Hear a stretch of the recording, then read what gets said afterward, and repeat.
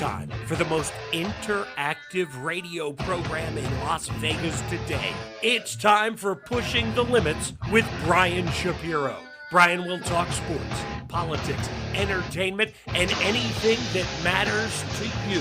Feel free to call Brian at 702-221-7283. You want answers? I want the truth! Now, Pushing the Limits, here's Brian Shapiro.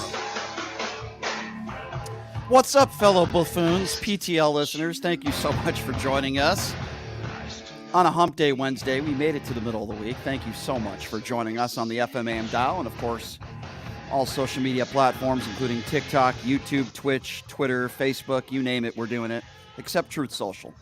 I think that's the only social media platform I refuse to do. Anyway, welcome to the show. We'll get to that Trump stuff later in this big, huge press conference that the Orange Turd is going to be holding on Monday morning. Boy, I can't wait for that. I'm sure it's going to be earth-shattering, just like that MyPillow Idiots Symposium. Yeah, I can't wait.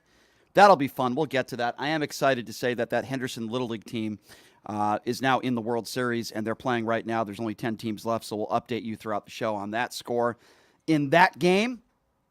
And coming up here at the bottom of the hour, we're going to start with some local politics at the bottom of the hour and then go to the national politics. But William Hockstedler, he ran for U.S. Senate as a Republican here representing the state of Nevada.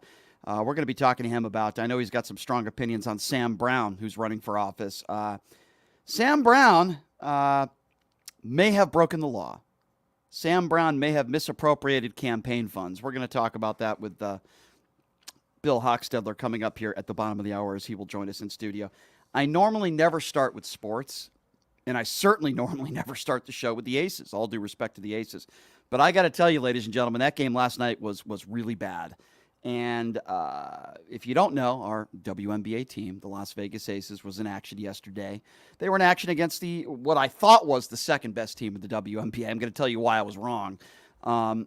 But just here in just a few minutes, in about 5 minutes or so, we're going to be joined by, she's known as the Sports Nista, Cassandra Cousineau, does a great job with lvsportsbiz.com, but we're going to talk a little Aces with her. But I got to tell you, folks, I thought the Aces were going to take care of business last night after losing by 38 to the New York Liberty in New York a few weeks ago.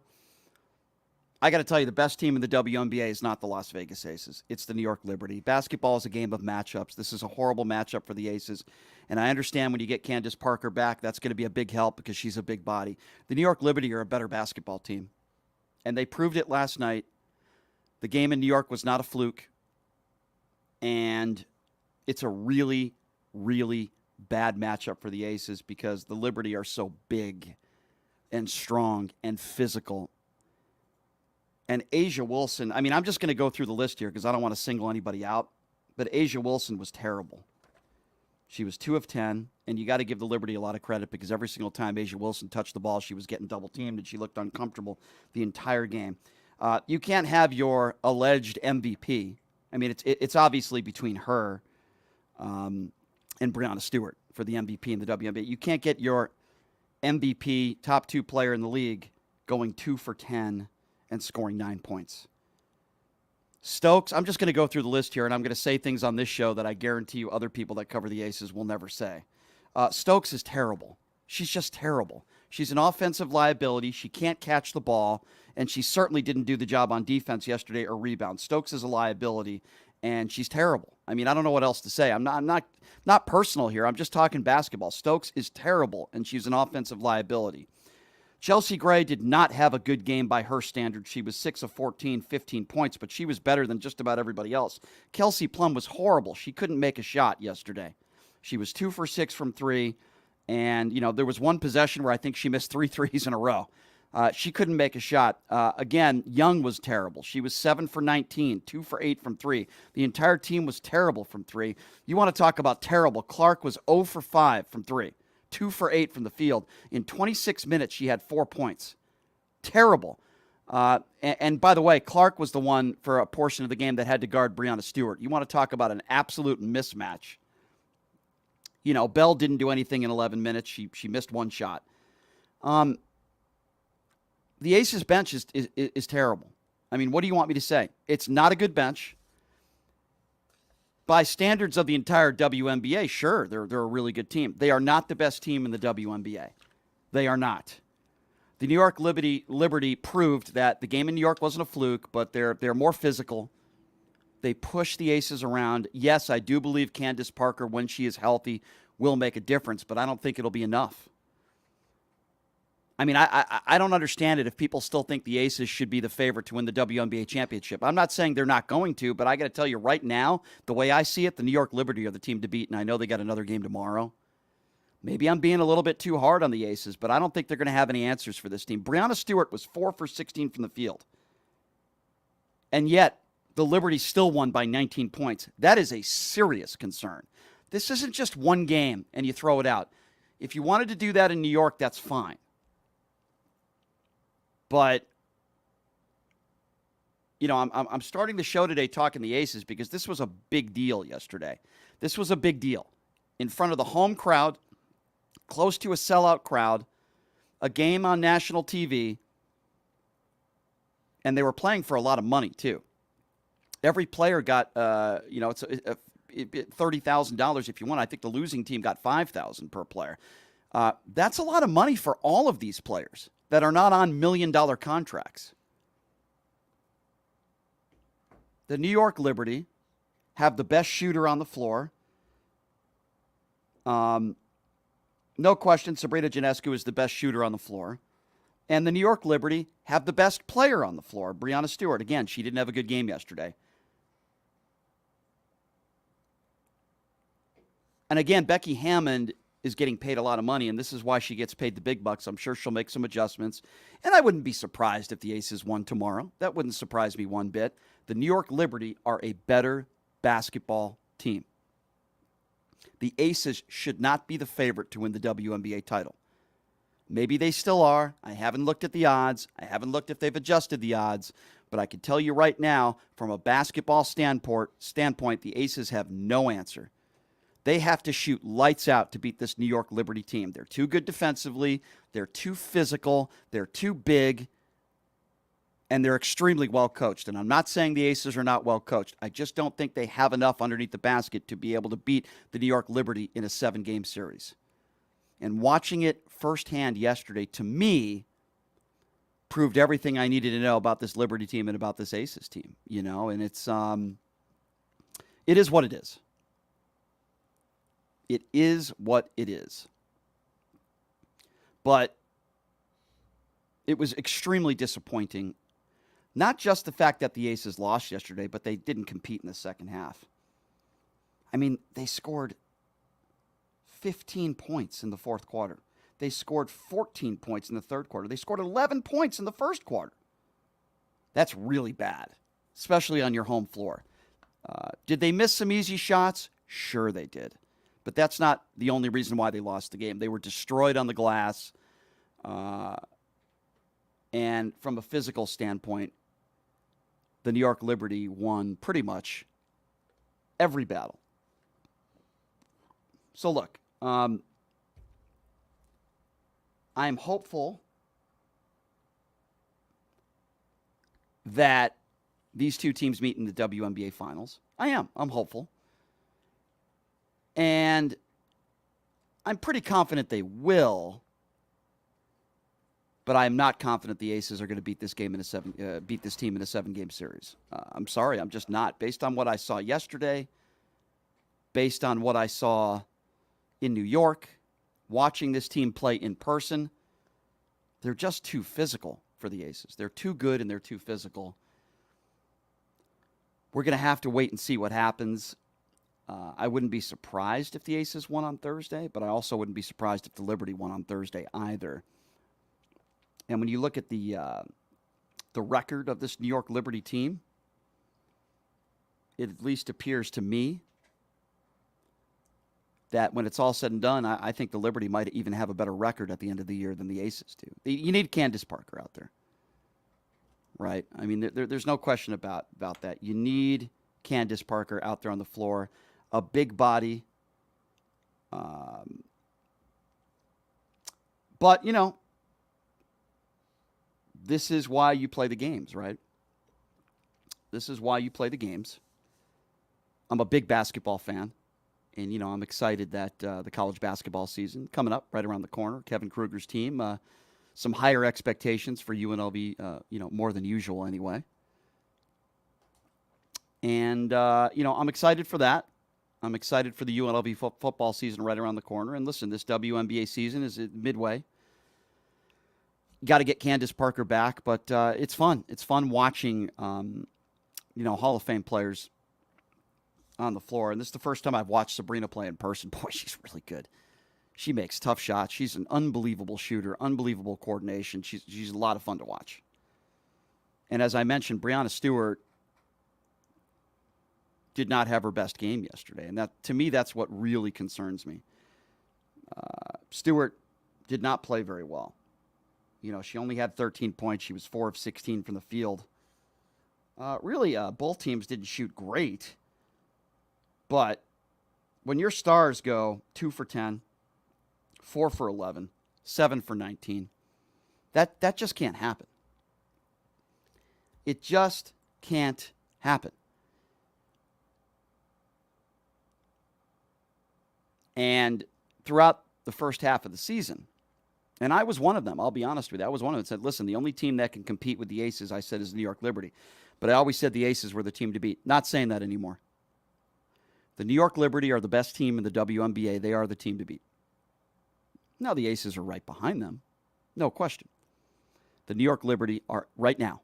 Now this could change in a month, but right now the New York Liberty are the best team. They are the team to beat. They are better than the Las Vegas Aces. They will beat them in a 7-game series. And as I've said before, Candace Parker, her getting back in the lineup will be a big deal. There's no question about that. She's a big body, good defender. But I thought the game in New York would be a wake-up call for the Aces. I was wrong.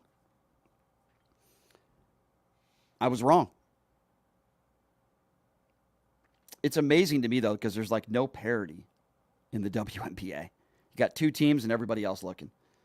I don't think there's much of a chance, unless barring some crazy injuries, I don't think there's much of a chance of any other team making it to the WNBA Finals other than the New York Liberty and the Las Vegas Aces. Hey, it was a great crowd. It was a good crowd, great atmosphere.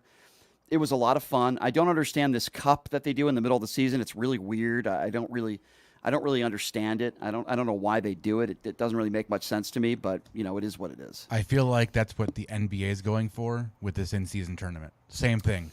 Yeah, but they do it very differently, but in a way. But I think what the NBA is doing is going to be a much bigger deal. I mean, it's basically the same thing. Yeah. If you think about it, they're doing all the teams and they're taking... To an extent. Yeah, to an extent. I think what the NBA is doing is going to gain a lot more popularity, though. Well, yeah. Yeah, and we don't have a team here yet. All right. So let's introduce my guest to talk a little Aces basketball and maybe a little boxing as well. Always love having the Sports Nista on. Cassandra Cousineau joining us from lvsportsbiz.com. Always does a great job. I caught up with her at the game yesterday. Cassandra, thank you so much for joining us. How you doing? Hello, I'm good. I'm good. How are you? I'm doing great. Thank you so much for joining us. All right, so the first 5 minutes I've been railing on the Aces a little bit. I'm going to be honest with you. I've been a little tough on them. I thought you got to give a lot of credit to the Liberty, of course, which I am. I think the Liberty now are the team to beat. I think they're the best team in the WNBA. I think this is a horrific matchup for the Aces, and I just think they can't match their physicality, rebounding, defense, in the paint. I don't know, even with Candace Parker, I don't think they beat the New York Liberty in a 7-game series. Am I being too tough on the Aces? Do you disagree?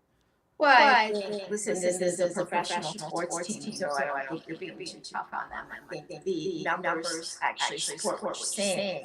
However, I'm going to go back to the preseason when people were talking about super teams, and you had Breanna Stewart being added to New York, Jones, and then Vandersloot, and then of course they had Sabrina Ionescu. Is there like a reverb? We did. Not on our end. We fixed it. Okay, I'm keep talking. Okay, I think we're good. Go ahead. But then the Aces added, of course, Candace Parker to their already championship lineup, and Alicia Clark joining as well. But They also had Rekrina Williams, who is a significant contributor Mhm. off the bench in terms of scoring power. So there's only one super team in the WNBA right now, and that is the New York Liberty. And it is a horrific matchup in a series for the Las Vegas Aces, not just because of who they start, it's because of the shallow bench. And I think it's actually a flaw of Becky Hammon's coaching style and her philosophy. She has always played 7, sometimes 8, but mostly 7. And this is now coming back to bite her in that they have not really developed that bench to an extent where they have a playing style after any of those starters go out. And on the other side, the New York Liberty is deep. They are deep. I agree with you. And I was just talking about the bench on the Aces or lack thereof. And, you saw, as I did, how tired they looked in the fourth quarter, right? I mean, they scored, I believe, 15 points in the fourth quarter. It seemed like they had like 5 rebounds in the whole second half of the game. Right, which is absurd. Becky Hammond talked about that yesterday after the game. That was absurd. A lot of players with their hands on their knees. It seemed like a lot of their shots were short. And I look at some of these shooting performances. You want to talk about abysmal. Listen, A'ja Wilson's a great player, right?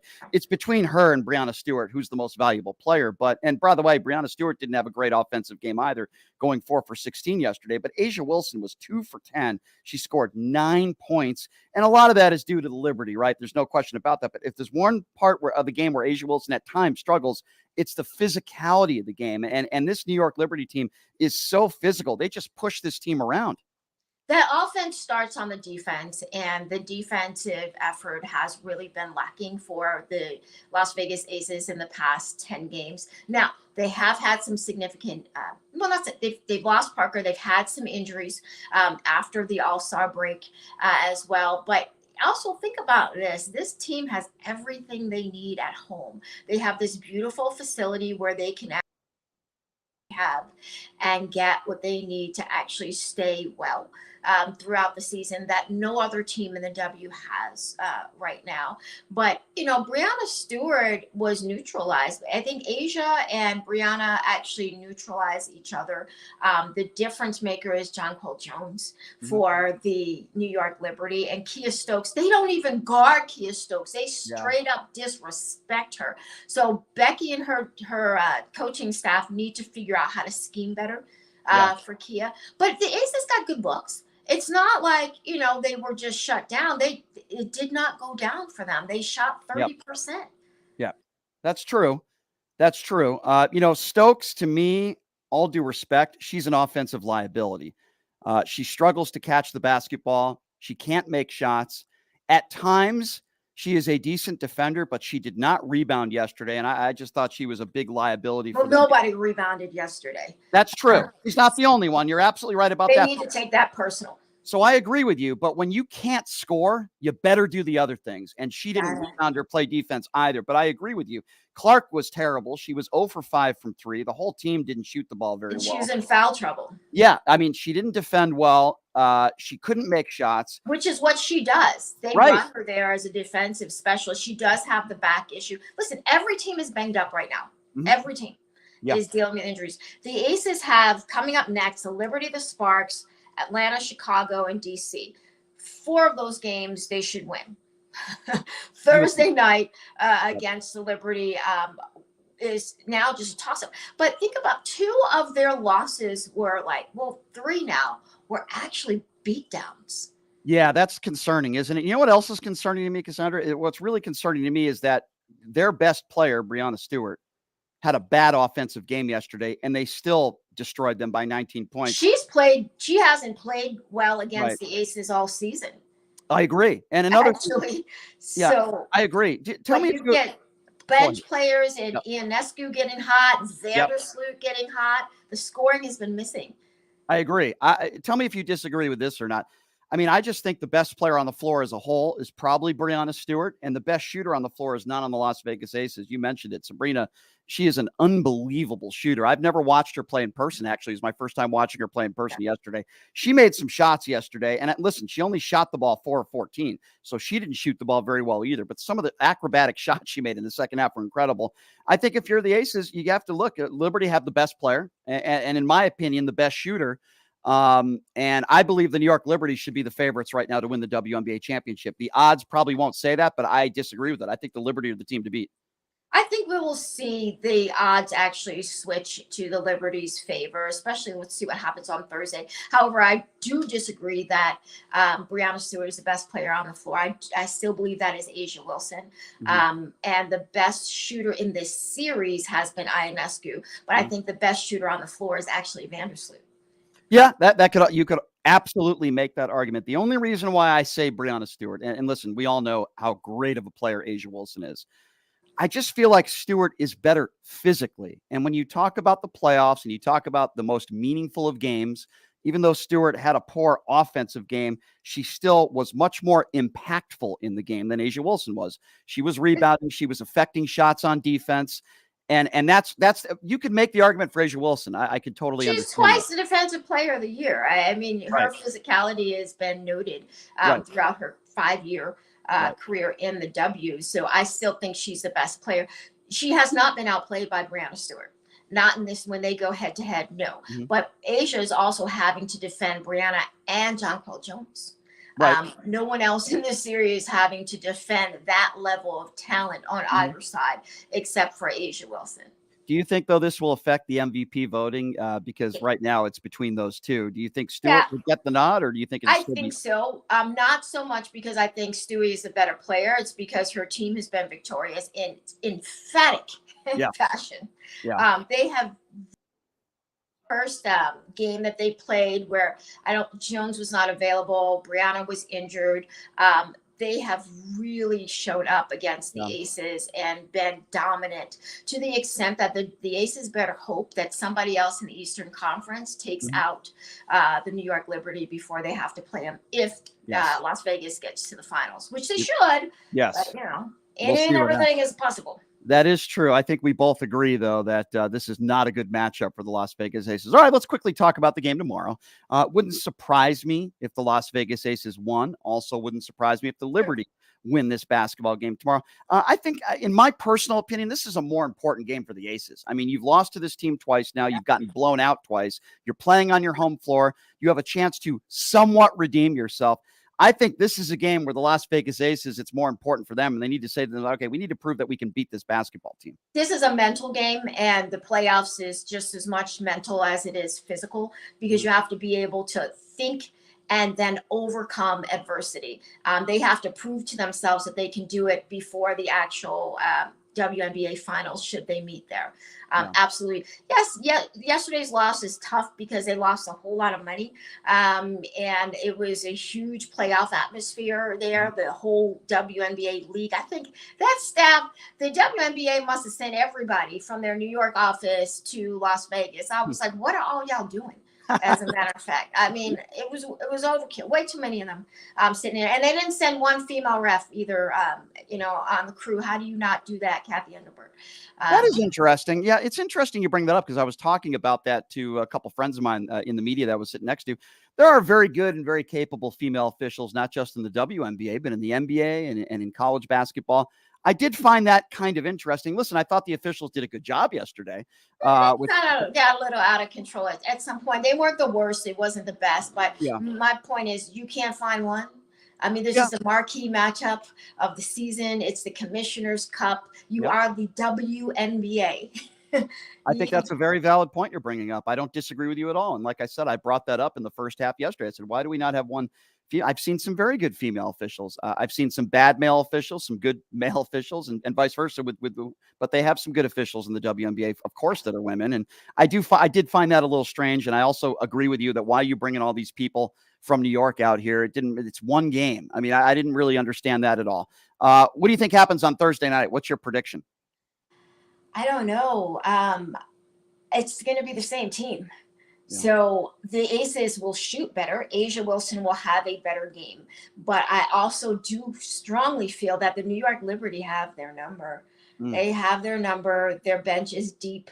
And it's going to be up to their big three, Asia, Chelsea, Kelsey, and then, of course, Jackie Young coming in there to really handle business on the scoring side of the ball and to take the defensive assignments personally. They need to, that team needs some dog in them right now. They do need some dog in them right now. I agree, and this is why they pay Becky Hammon the big bucks. I don't know what adjustments she can make, but we'll have to wait and see. Well, defense, that's effort. 4 rebounds in the second half. Agreed. That's effort. Couldn't agree with you more. I thought the effort wasn't there. They looked lethargic to start the game. I thought their big opportunity was when the Liberty couldn't make a shot to start the game. The Aces had an opportunity to maybe grab a double-digit lead if they made some shots, and they weren't able to do that. I thought they lost a big opportunity. There was no scoring for 3 minutes. Right, Nobody scored. Right, and maybe a little bit of that is nerves, but when you're on your home court, you have to take advantage of the fact that the Liberty, and they weren't able to do that. They weren't able to get out to that lead, and I thought that was a big deal as well. Before we let you go, I certainly want to get you back on to kind of preview this Canelo fight coming up here in Las Vegas. But I know you were at the fight a few weeks ago. That had to be a lot of fun. The sport of boxing is in a pretty good place right now, is it not? Although there's some weird boxing news today involving a female undisputed champion. Alicia Baumgartner has allegedly tested positive for some banned substances. We're waiting on the sanctioning bodies to actually weigh in, but not good sources that have actually cited. Matchroom has put out a statement. It'd be a real shame if this turns out to be true. But boxing as a whole has had a better year, perhaps the best in a decade. And what's interesting about that is the heavyweight division has been terrible this year. Tyson Fury is holding up a whole division, going to Saudi Arabia to fight an MMA star in Francis Ngannou. It's stupid. But boxing as a whole has had a phenomenal run. The past 4 weeks, we've had Inoue, we've had Navarrete recently, and Terrence Crawford, man who has cemented himself as the best of his generation just a couple of weeks ago here in Las Vegas. Yeah, the last good heavyweight fight I watched in person was the Fury Wilder fight. That was a really fun fight to watch as far as the heavyweights go, and haven't seen something anywhere near close to that in the heavyweight division since.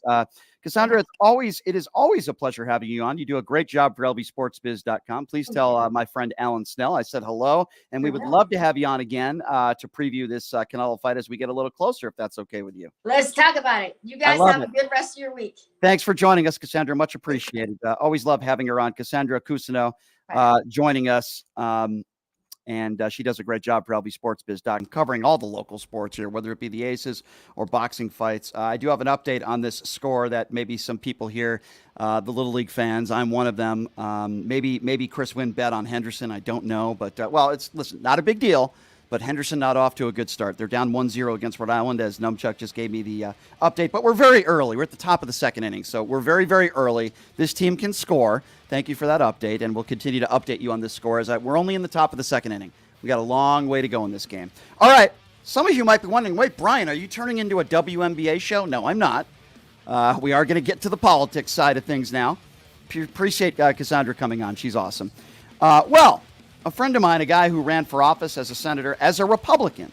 His name is William Hockstedler. He's going to be joining us in studio next. We're going to be talking a little bit about Sam Brown. Why? Not for good reason. Sam Brown seems to be in a little bit of trouble.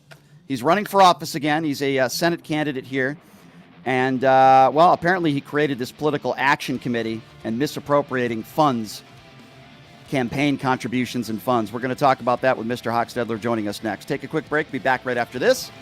You're listening to Pushing the Limits right here on KSHP.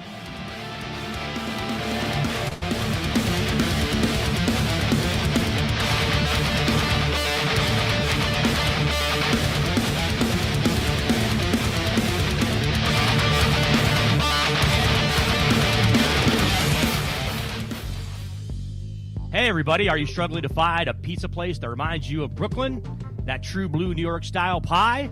Well, worry no more. Stallone's Italian Eatery Pizza is a knockout. We're located at 467 East Silverado Ranch Boulevard, just off of Premier Road, half a mile east of South Point Casino, just minutes from the Las Vegas Strip. Come by and grab a slice of pie. Plus, check out our Brooklyn-inspired Italian cuisine. Our sandwiches are super hero, that is, because why be a sub when you can be a hero? Stallone's Italian Eatery is here to serve you phenomenal food, Vegas. Forget about it.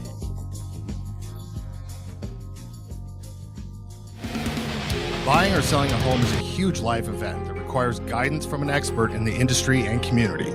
My name is Blake Wynn. You may recognize my name as my grandfather was the best governor the state of Nevada has ever had. Growing up in Las Vegas, I've come to know this community intricately. Now, I am raising a family here as well. So I understand all the issues impacting our home and quality of life. As the top realtor for the #1 real estate team at Keller Williams, you can have confidence in my experience, knowledge, and track record. When it comes to buying, selling, or investing in real estate, choose a name you can trust and someone who understands the community you call home. Call Blake Wynn today and experience the difference of a trusted expert. 702-540-3311. Sapphire Pool and Day Club, the world's only topless gentlemen's day club, introduces its 2023 pool season lineup with a bevy of beauties and social media celebrities throughout the summer who will all host alongside hundreds of Sapphire's topless poolside entertainers. Enjoy brunch in the sun with items like frittata-style omelets, stripping chicken, and French kiss toast before washing it down with signature summertime cocktails. 10 lines, beware. Go Bear!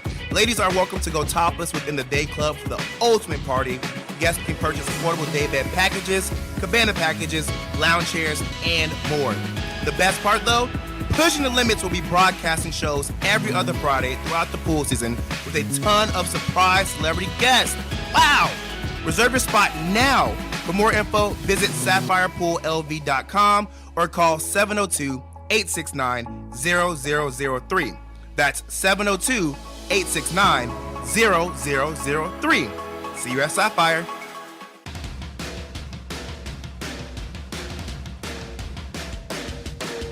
Hey everybody, it's Brian Shapiro from Pushing the Limits here. I want to tell you guys about my good friends at the Postal Annex. They have a notary signing agent on-site daily, no appointment needed, and they offer a full scale of printing services from shipping labels to documents, business cards, banners, photos, and business signage. They're your passport service headquarters.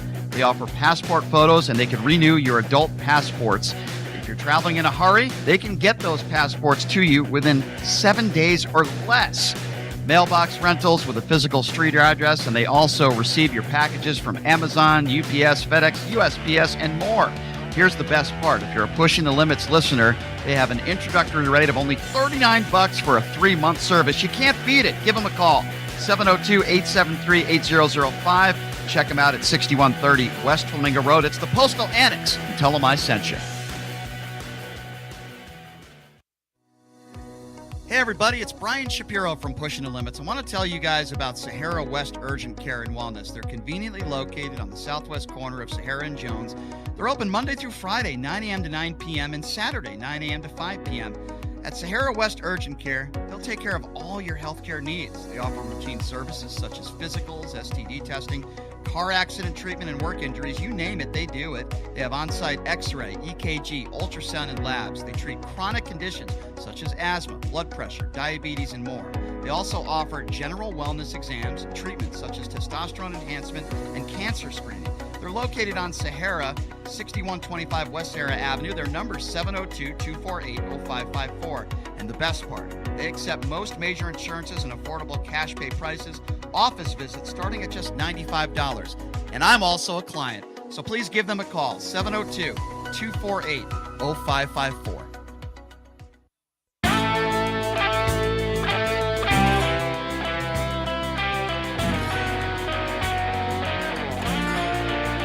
All right, welcome back. It is Pushing the Limits on a Wednesday. Thank you so much for joining us. I want to tell you guys about my good friend Blake Wynn, his grandfather, the former governor of the great state of Nevada. Keller Williams, if you're thinking of buying or selling a home, what better person who's lived here his entire life, very successful. He helped my family in their search for a place to live, and he'll help you. Again, thinking of buying or selling a home, even if you're not sure if you're going to do it or not, please give him a call. Blake Gwynn from Keller Williams, 702-540-3311. Again, that number one more time, Blake Wynn with Keller Williams, 702-540-3311. All right. More controversy within the Republican Party. Wow, what a shocker. Now we have, Donald Trump, his fourth indictment, facing 91 possible crimes that he has committed. And, I'm on CNN yesterday, and now this Sam Brown story has come up. Nevada Republican Senate candidate Sam Brown apparently created a political action committee to help elect Republicans, but most of its funds were spent paying down debt from his failed previous campaign. The group donated less than 7% of its funds to the candidates it was set up to support, according to Campaign Finance Record, a move one campaign finance expert likened to using the PAC as a slush fund. That is a no-no and could be against the law. And to talk about this and many other topics facing the Republican Party, he's going to have a lot to talk about. He's William Hockstedler. He ran for the U.S. Senate as a Republican here, and he joins us live in studio. Bill, thank you so much for joining us. How are you? Thank you for having me. I'm doing great. So this is not good news for Sam Brown. This is not a good thing for Republicans, but go a little bit more into detail of what you can tell me about this story. Do I have it right? It sounds like you have it correct. And for your listeners, let me tell them the exact title of the story and who it's written by. It's written by a lady by the name of Abby Turner and also Andrew Krasinski with CNN. The title of it is Nevada GOP Candidates Raised Money to Help Other Candidates. The funds mostly paid down the campaign's debt instead. So what you said sounds accurate from what we're understanding. Allegedly, the funds that he raised weren't necessarily designed to help the other candidates. He gave almost as small a donation as he could to the other candidates as possible. He could have given up to $5,000, but I think he chose the alternative is to give a smaller amount and then ingratiate himself to get his own campaign paid back. He may have used his own personal funds for the campaign, or maybe he took out a loan. I did the same thing. I took out personal funds to pay into the campaign, and I still have that debt. But I did not change my filing number nor the name of my organization, nor did I start a PAC and then assume that people would give money to me for the PAC and then have it used to pay down my own campaign debt. You know what's really unfortunate, Bill, is there are candidates locally, people that I don't like, people that I would never vote for, but I still respect their service to this country. Yeah, absolutely. Even a guy like Sam Peters, who I don't like him personally, and I don't think he's a very nice person, but I respect his service to this country. Mark Robertson, who's been in studio before, we got into a heated debate. Don't like the guy personally, would never vote for him, but he's still a hero. He served this country honorably, and I will say that about anybody, even Sam Brown. And I look at Sam Brown, look at the injuries that he suffered, look at what he did. He risked his life for this country. I will always call him a hero for that. But that doesn't mean, and I think you will agree with me in what I'm about to say, just because you serve this country doesn't mean that you can break the law and doesn't mean that you're not open to criticism. And it appears as though Sam Brown broke the law, and he should be open to criticism. You agree? He should be open, and there should be some accountability to this for his constituents. The people of Nevada that are possibly going to vote for this guy need to know the truth. We only want the truth when it comes to our elected officials. And now we have people that with credibility, coming up with new names. And I'm not a big name guy. I've always faulted Donald Trump for calling people names. I've always believed in civility and decorum. But, we got people coming down with the Down with Brown or Brown the Clown, or now the new one I heard yesterday was Scam Brown. So you got these titles coming out. It hurts the label, the Republican label, to have anybody in the party get those labels attached to them for the things that they've allegedly done. And so I have a couple of things. I have a prepared statement that's more on the national scene for what's wrong with the Republican Party. But something else I kind of wrote up, just going to look at my notes here, is, ask yourself, do we need a theoretical leader who would dupe his contributors?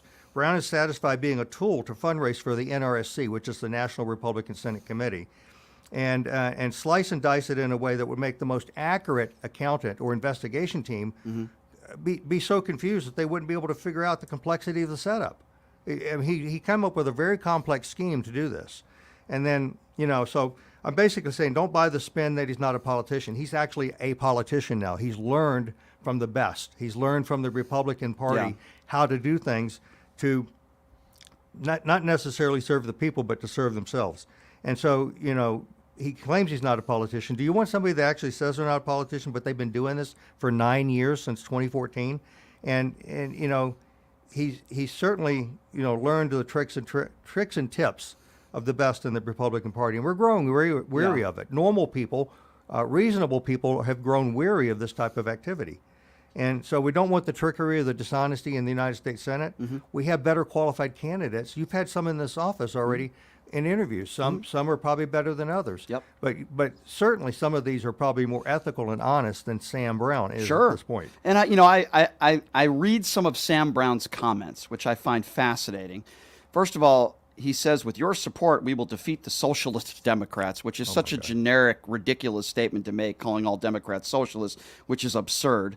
And then it's interesting. He says, help elect Republicans who believe in accountability, which is so laughable because what about his own campaign and basically stealing money? And then you want to talk about Republican Republicans who believe in accountability. Look at all the Republicans out there that call it a two-tier justice system. They don't think Donald Trump should be charged with a crime. I mean, it's so pathetic. Yeah, so- Sam Brown is pathetic. So Sam Brown has basically become a tool of the NRSC because he's got the scars, he's got the emotional attachment to him. He's a hero, no doubt, but he's got this attachment to him that make people feel sympathy or that they need to vote for him. Look at the poor guy. We got to do something for him. Well, I know Sam Brown needs a job, and I know that's a terrible thing to say. He needs a job. It's a good-paying job being a senator, no doubt, right? More money than most people normally make in Nevada. So from that aspect, he's being used by the NRC to raise money. Steve Daines knows he's not going to win against Jackie Rosen. I mean, Jackie Rosen is a nice person. I don't think she's corrupt. I don't think she's done anything wrong. I don't agree with everything she's voted on. And the only thing they can say is that she goes right down the Biden agenda. Right. Well, Biden doesn't do everything wrong either. People slam Biden for stuff. He's actually, from all accounts, a pretty nice guy who does things differently than the Republicans want. Remember, the Republicans are all about grievance politics. I'm a Republican. But I'm a different Republican than we have now. I'm from the older generation. I'm 61 years old. I believe in the things like Reagan Republican and further back than that. I was raised differently at a different time, and I believe I'm considered more of a moderate. Well, right now the party doesn't want moderates. They don't want guys like me. They don't want smart guys like me. But you got people like Daines. I'm assuming they vetted this guy. They probably vetted his ability to raise money based on his appearances. And it's not even the things he says. He doesn't speak well. He's very mealy-mouthed when he talks. He Doesn't do a lot of interviews either. He won't do interviews. He won't come on your show. I guarantee you that. Yeah. He doesn't want to be in conflict with them. He won't debate anybody.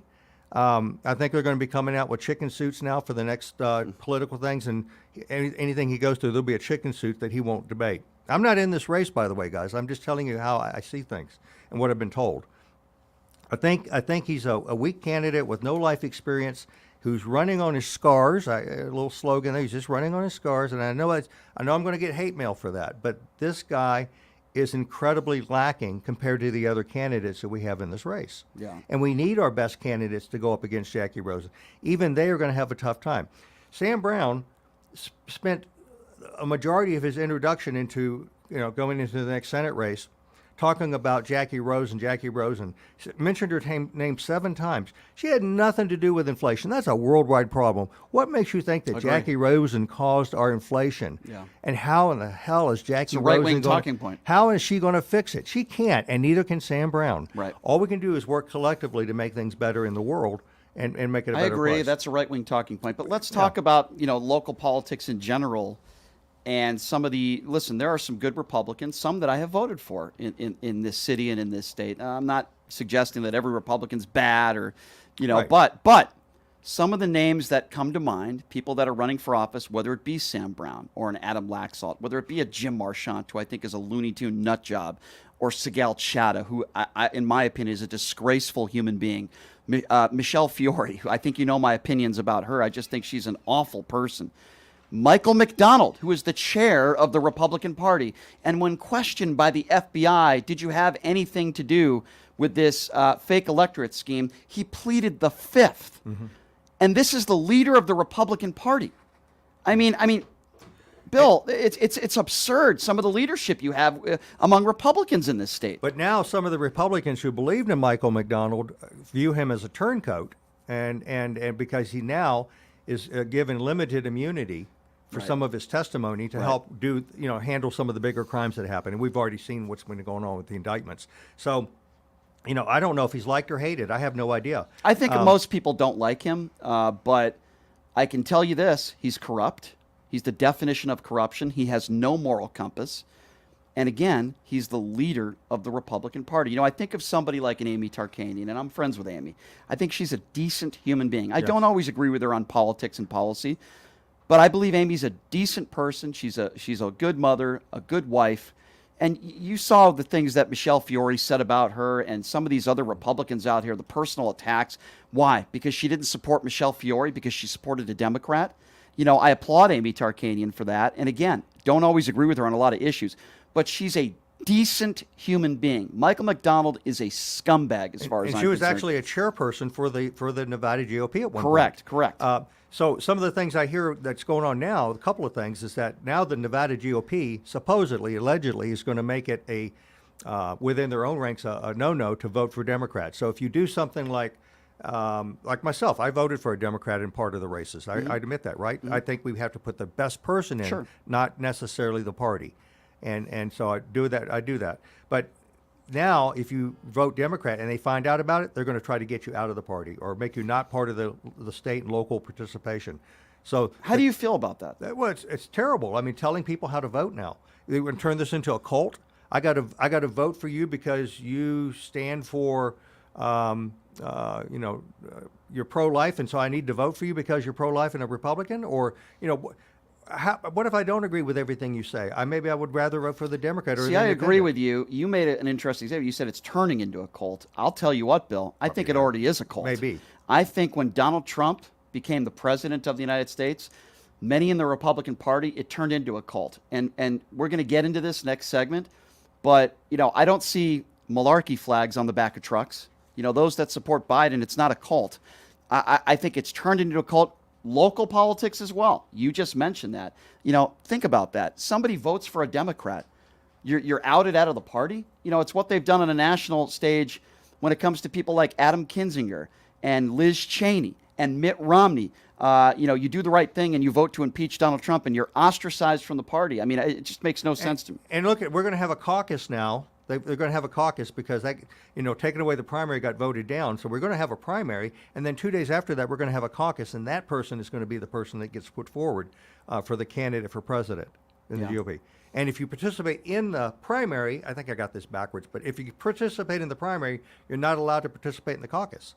So that means you have to take a choice as to what do I participate in, the primary or the caucus. Can't do both. So let me ask you this question, though. Let's go back to Sam Brown for a moment. What do you think is going to happen here? You think he'll be charged with a crime, and do you think his campaign is going to be over, or do you think he's going to continue to run? What do you think is going to be the end result? Well, I don't have a crystal ball, but I can only hope that the FEC continues to investigate this and any other legal authority that can. And there's a lot of other things about Sam Brown that people need to know about. There's been some East Coast newspapers get in touch with me. We haven't done the interviews yet. You've seen some things from Steve Sanson on veterans in politics. You've seen some things by other people like Chuck Muth, who wrote a nice article based on the CNN piece this weekend. And this is all hitting the press. He's going to scramble. They're going to try to put out the flames and tamp this down and squash it. But you got people like Steve Daines. You got Marshall Blackburn from Tennessee. You got Tom Cotton, who I believe was actually a paid-for endorsement because a deal between Laxalt and Sam Brown, a gentleman's agreement, if you will, probably put that in place so that Laxalt could get some of Sam Brown's supporters. And in turn, when you run, Sam, I will give you, I don't know, I'm just speculating, right, that Tom Cotton endorsement came in that manner. And by the way, we talk about Mike McDonald. I just learned yesterday, I think it's true, it could be wrong, I'll just put it as a question. Did Laxalt get his phone taken as well? I don't know that for sure. I know that McDonald did. Have you heard it? I've heard that rumor, Okay, but I don't know too. that for sure. I know 100% that McDonald did get his phone taken away, Yeah. at least one of his phones. It wouldn't surprise me if that was the case with Adam Laxalt, who has been a brown noser for Donald Trump for God knows how long. What do you make of that? Since we're talking local politics now, and we're going to get into the national stuff, but this is local and national, that Nevada was named in this indictment. A fake electorate scheme. We already know what that's about. We know Yeah. we had the fake electors that showed up in Carson City, got their picture taken. We see their pictures. We know who they are, and it's a sad day for our state. It's a sad day for America, and these folks are somehow drawn into this indictment in some way, whether they're named or unnamed co-conspirators. There's probably been some deals made to give some immunity for some testimony. We have to go through this as a nation. I have to ask you this, though, Bill. I mean, you're a Republican who ran for U.S. Senate here. You're passionate about your local politics here. I think you're a good man. I want to know, you must take, I mean, listen, I'm just a radio host. I'm not a Republican. I've never run for office. Maybe one day I will. I don't know. But what do you make of this? I mean, this is your party that are involved in these scandals and allegedly breaking the law. That we've talked about Mike McDonald. We've talked about some of these Looney Tune candidates. Now we're talking about Sam Brown. For somebody like yourself, who's an honest man, who running for office, do you take this personal? I mean, are they ruining the Republican Party, at least locally? Well, I do take it personal. I'll tell you why. Because I fought for this country just like the other veterans did. Right. And we fight for our liberty and freedoms. You know, our Constitution, our Bill of Rights is paramount. I don't care what party you're from. You have to follow that. And to have it destroyed, a mockery of it made by some of the Republicans. They're like greased pigs. They slide around. They're slippery when wet. They can't be caught. Well, I think we're catching them now. And we're finally going to see some justice. Do you think Mike McDonald should have been prosecuted if, in fact, he was a part of this electorate scheme?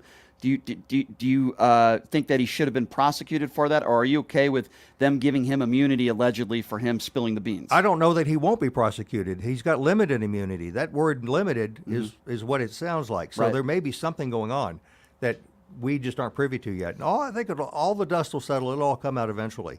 But I know that people aren't comfortable right now. People are very squirmy in their seats. You got people running for senator keeping a very low profile right now. Right. That are involved in some of that stuff. Who would you like to see to be the new Republican chair? Is there somebody that you could think of that would say, you know what, he or she would do a really good job as the Republican chair here? Who would that be? I honestly haven't put a name to it. I've known some names that have come up, recently in Clark County, and then also on the state level, we've had some past candidates before. I think all are well qualified. I haven't seen anything I've detected that makes me think that they're less qualified than say McDonald. I met up with you in Pahrump, and you were one of the people that persuaded me to speak out against Michelle Fiore, which I was more than glad to do, even though I drove there and back. But it was fine. I got my 2 minutes. And what does it say about some of those Republicans that are on the town councilmen, those out there in Pahrump that voted in Michelle Fiore to be a judge out there? What does that say about them? Well, I learned a lot. I'll tell you that. If anything, and you ran for that same seat, by the way. Well, it wasn't really running. It was an appointment. So Right. we basically throw our name in a hat, Sure. put out a resume, and there was about 20 people. Yeah. And this went on for 4 months until she lost her election for treasurer for the state. And I think that they felt that they needed to protect her and give her something to do to earn a living. It's a good paying job. She's probably 90,000 or there, maybe 100. I don't know. And what experience does she have to be in that position?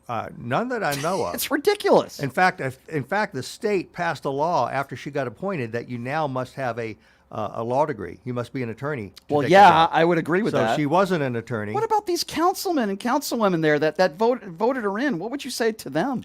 Well, it's just a little unscrupulous. It's very suspect the way that they did it. We even had a problem. I wrote to the Attorney General because she did not, in my viewpoint, have the residency requirement to file. She had the residency requirement to be nominated once she had gone a couple of extra days. She fell like 7 days short, in my opinion, of residency, but they slid it through anyway. Yeah. And what's more disturbing is one of the commissioners had told me that they had investigated that angle of the law before the vote even happened as to who they were going to put.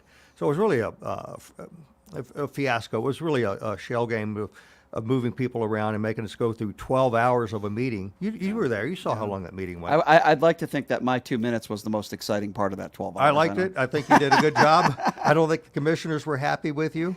Well, screw them. I don't care. But when somebody moves from Vegas to Nye County to take the job that they haven't earned yet, and they get put into that job where somebody's been in the county for 20 years or 15 years, or whatever the case may be, who is a professional, by the way. We had attorneys applying that position. Yeah. But they're seen as not fit by the commissioners for the job. They could have that corrupt city and shove it where. I mean, I go there once in a while to the Nugget because I have friends that work there. I don't go to the bunny ranches, I'll be honest. I have not done that.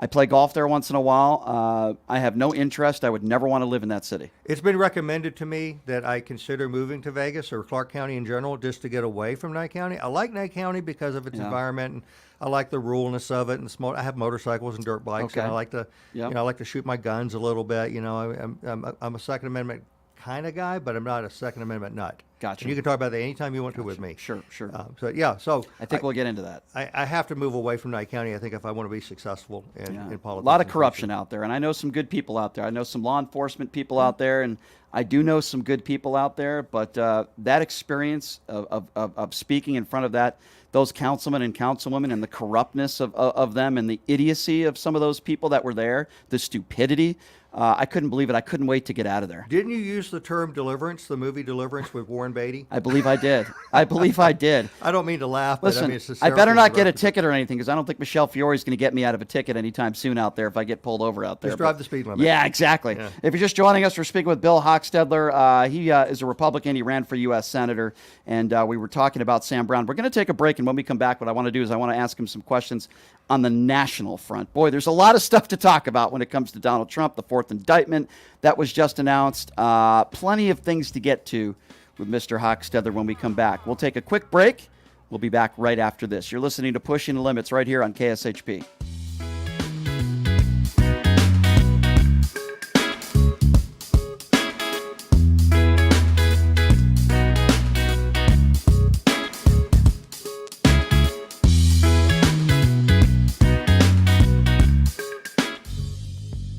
Hey everybody, are you struggling to find a pizza place that reminds you of Brooklyn? That true blue New York style pie? Well, worry no more. Stallone's Italian Eatery Pizza is a knockout. We're located at 467 East Silverado Ranch Boulevard, just off of Premium Road, half a mile east of South Point Casino, just minutes from the Las Vegas Strip. Come by and grab a slice of pie. Plus, check out our Brooklyn-inspired Italian cuisine. Our sandwiches are super. Hero, that is. Because why be a sub when you can be a hero? Stallone's Italian Eatery is here to serve you phenomenal food, Vegas. Forget about it. Buying or selling a home is a huge life event that requires guidance from an expert in the industry and community. My name is Blake Wynn. You may recognize my name as my grandfather was the best governor the state of Nevada has ever had. Growing up in Las Vegas, I've come to know this community intricately. Now, I am raising a family here as well, so I understand all the issues impacting our home and quality of life. As the top realtor for the #1 real estate team at Keller Williams, you can have confidence in my experience, knowledge, and track record. When it comes to buying, selling, or investing in real estate, choose a name you can trust and someone who understands the community you call home. Call Blake Wynn today and experience the difference of a trusted expert. 702-540-3311. Sapphire Pool and Day Club, the world's only topless gentlemen's day club, introduces its 2023 pool season lineup with a bevy of beauties and social media celebrities throughout the summer who will all host alongside hundreds of Sapphire's topless poolside entertainers. Enjoy brunch in the sun with items like frittata-style omelets, stripping chicken, and French kiss toast before washing it down with signature summertime cocktails.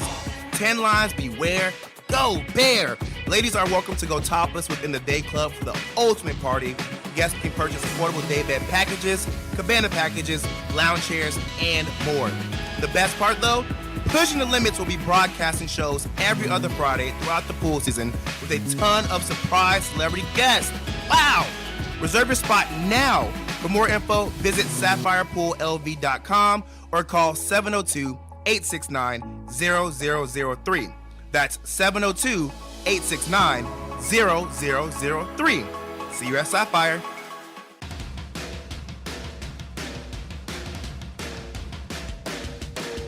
Hey everybody, it's Brian Shapiro from Pushing the Limits here. I want to tell you guys about my good friends at the Postal Annex. They have a notary signing agent on site daily, no appointment needed, and they offer a full scale of printing services from shipping labels to documents, business cards, banners, photos, and business signage. They're your passport service headquarters. They offer passport photos and they can renew your adult passports.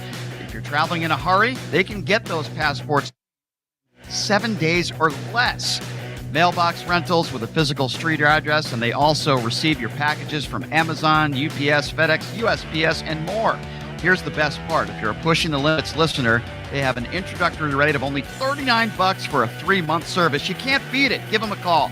702-873-8005. Check them out at 6130 West Flamingo Road. It's the Postal Annex. And tell them I sent you.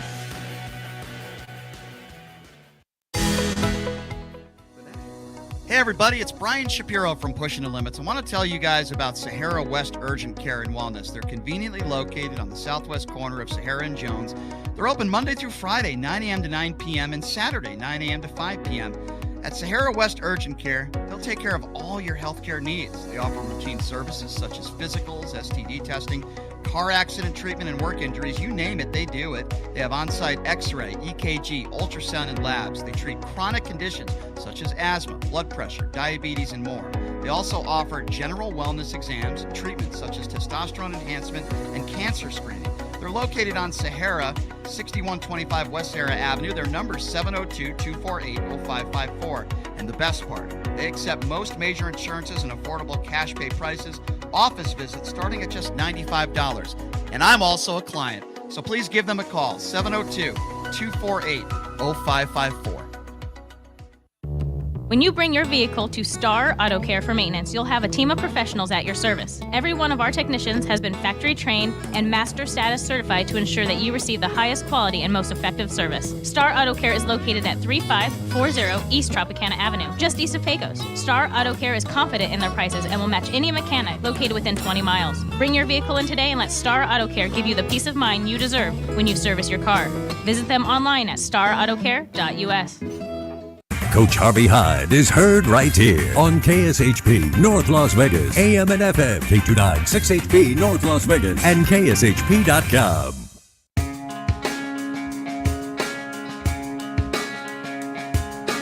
All right, welcome back. It is Pushing the Limits on a Wednesday. Thank you so much for joining us. I want to tell you guys about my good friends at Jackson's Bar and Grill, my favorite gaming bar in town, located at Flamingo and Jones. Great promotions. You know, they take care of people there. If you're in uniform as law enforcement, you get a free lunch out there.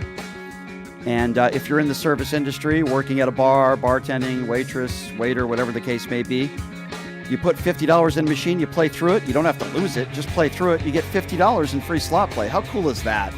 Great food, great atmosphere. Please check them out, Jackson's Bar and Grill, and tell Brian Slipach and his beautiful wife, Robin, that I sent you over there, Jackson's Bar and Grill. We've got William Hockstedler in studio, a Republican who ran for U.S. Senate here in the great state of Nevada. We were talking a little local politics last segment. I want to get into some of the national topics. First of all, let me start with this, Bill, and thank you again for being here. Talking points I hear from the right when it comes to Donald Trump and the indictments, the other day, from people on the extreme far right, and I know you're not one of those people, but what I hear is two-tier justice system. What about Joe Biden? What about the Hunter Biden laptop? This is political prosecution. What do you say to that? Well, it's all deflection from the actual real problem. The real problem is with the people who committed the crimes that they've been alleged to have committed, and our justice system is going to resolve that one way or the other. Fair enough, right? Innocent until proven guilty. Right. But we're going to resolve these issues.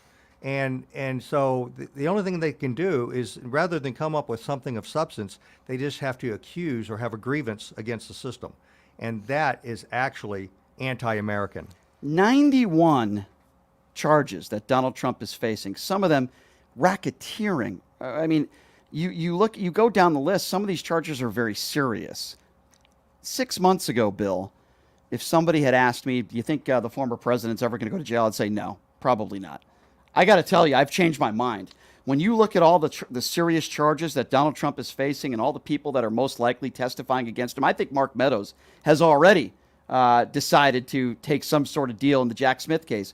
Right. I think Donald Trump eventually is going to go to jail. Am I wrong in thinking that? I believe you are correct. I don't think that anybody that has put these indictments forward, all of the indictments, would have wasted the public's time or energy or money to do this unless they knew they had a good case. And, we have to trust their professionalism and their expertise to do so. So for them not to do so would be a failure on their part. I think he's going to go to prison. There are a lot of Republicans out there, though. I mean, we were just talking about Vivek, who running for president. I think he's like third in most polls. Mm-hmm. And he said that if he wins, and by the way, I think Vivek is an extremely intelligent, articulate guy, yes, very educated. He said that if he becomes the president of the United States, he would pardon Donald Trump. Doesn't matter whether Donald Trump broke the Espionage Act. Doesn't matter whether Donald Trump is convicted of racketeering. Doesn't matter. Vivek said that he would pardon Donald Trump. And I say to these Republicans out there, what if Joe Biden is convicted of a crime? By the way, there's no evidence to this point that Joe Biden has committed any crimes. But I'm just saying, just for argument's sake, if Joe Biden, accepted money from foreign nationals so his son could make money, whatever the case may be, I'm just putting that hypothetical out there. And by the way, again, there's no evidence that that's true. Would guys like Vivek pardon Joe Biden? If the answer is no, and I don't think Vivek would ever say that, then you're a hypocrite and you have no credibility. And what are we looking at now? Vivek says, I saw him in an interview on Fox News with Neil Cavuto today, where he said, I want to move the country forward. So is his idea of moving the country forward not holding former politicians to account? Right. They could just do whatever they want and break the law. I mean, it's just, to me, it's disgusting. Yeah, I've met Vivek. He's a nice guy when you meet him in person, but I have to agree with you on your dislike for the way that he's presenting himself to be able to pardon former President Trump of any crime. If you think about it, his goal is to get elected. He wants to be elected. So right now, at this point, his electability in the primary depends on getting the Republicans that believe in Trump to vote for him. Once he gets out of the primary, he can switch. He can turn around and do something. He can say something completely different. He's allowed to do that. It doesn't look good. It's not consistent. But his messaging is right now just to get through the primary. And I think we need to put more honest, ethical people through the primary that have a different viewpoint from the beginning, that don't want to give their soul away just to be elected. And Bill, going back to Donald Trump, now he's saying they're having this press conference that he's going to be holding on Monday, and giving out all this alleged information of voter fraud in Georgia, which we all know is crap. But I compare this to the MyPillow idiot. What was his name? Mike Lindell. Yeah, the MyPillow guy. Remember, he had this big symposium, and it was going to be on Newsmax and on every network, and it's going to prove to everybody that there was widespread voter fraud, and Donald Trump won the 2020 election. Oh, and then he said he got hacked, and we never saw that information. To this day, nobody's shown any evidence of widespread voter fraud that could have changed the outcome of the 2020 election. And all of a sudden now, Donald Trump at 11 a.m. on Monday has said that he's going to be spreading all this new information about the Georgia elections and how there was fraud. I think this is going to backfire right in his face. Yeah. I think, Donald Trump would do very well to be very, very quiet right now. And he's I don't think he's capable, Bill. He has to be unhinged. Nobody could go through the amount of scrutiny that he's gone through in the last several months and be a sane person. He's actually become unhinged from this activity, and he needs to be quiet. I mean, he's going to get locked. He can be quiet. He's going to get locked up for contempt of court if he doesn't close his mouth. Yeah, and I think he doesn't care. I think he would love that. I would think he would love to be arrested because interesting you say that. It would make him a martyr for the Republicans that believe in him. I think he would do better being arrested than not being arrested. It's so interesting that that you say that because we had a man on yesterday, lost his daughter in the Parkland shooting, and he's an activist now. And Fred Gutenberg is his name. And he joined me on the show. Great man. And he said exactly what you just said, that it's almost like it appears like Donald Trump wants to be handcuffed. He wants to be the martyr. Oh, absolutely. He wants to be handcuffed. He wants that mugshot. Yeah. And, somebody called in yesterday to the show, and we'll open up the phone lines here in a few minutes at 702-221-7283. Somebody called into the show yesterday and said that Trump is getting stronger. Now, here's why I disagree with that, and I want to ask you, but here's why I disagree.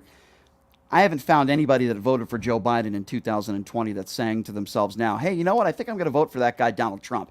I don't think Donald Trump's getting any new fans. No, he's not. And I'm not saying Joe Biden's gained popularity either, but I don't think the elections would end any differently. And Donald Trump is losing Republicans that he doesn't know about. All he sees is his base of his loyalists, but he doesn't see people like me. Right. And so I think that when it comes crunch time, when it comes time to actually place that vote, he's going to see dwindling numbers that he didn't even fathom would be possible. There's people like me that will not vote for him. Yeah. Donald Trump, I'm not voting for you if you're listening to this. But would you vote for Joe Biden as a Republican? If If it's that Joe was the Biden best versus choice. Donald Trump. Yeah. If it was, I would vote for Biden. You would, and and that's saying something because you're a Republican. I am a Republican. You're a lifelong Republican. But I'm not one of the Republicans that needs to follow the mantra of the state saying that if you vote Democrat, we're gonna get rid of you. Do you feel like, though, Bill, there are a lot of Republicans out there that won't admit to what you just admitted to? There's a lot of Republicans out there that are not willing to say they would vote for Joe Biden over Donald Trump. I believe there are some because they're scared. Even I hesitated to answer your question, right? And I'm pretty strong. There are a lot of people that would hesitate because they don't know what kind of blowback they're going to get. You know, is my house going to get egged? Is somebody going to flatten my tire? You know, there's so much reprisal for actually doing what's right. It's unbelievable what our country's turned into. And in no way, shape, or form am I saying that Joe Biden is the perfect president. And by the way, I'm one of those people that said, and most Democrats don't want Joe Biden to run again. But let me ask you this. What would you say to the Republicans out there today that will back Donald Trump no matter what? What would be your message to them? Well, I kind of gave a written statement the other day, and I think it lays out where the Republicans are today and what's wrong. I would say that, and I can read it for your viewer or your listeners real quick. Just take a second. I said domestic terrorists, previously known as Republicans, openly ignore the crimes committed by their representatives and openly promote the idea that all lies are okay, even the crimes that are okay, as long as the lies were told. The First Amendment makes it lawful in their viewpoint. Right. No real American would support a candidate that openly lies, commits treason, steals from his own supporters, and openly defies all rules, laws, and normalcy. And then I go on to talk about Brown because that's what stimulated me to talk about this. Brown is simply following the playbook that the entire Republican Party has laid out. Right. Not a single member of the party is willing to stand up for the truth or the rule of law. The domestic terrorists must be squashed or this country is doomed. Yeah. You know, we're at an inflection point right now where we have to change what we're doing in the Republican Party.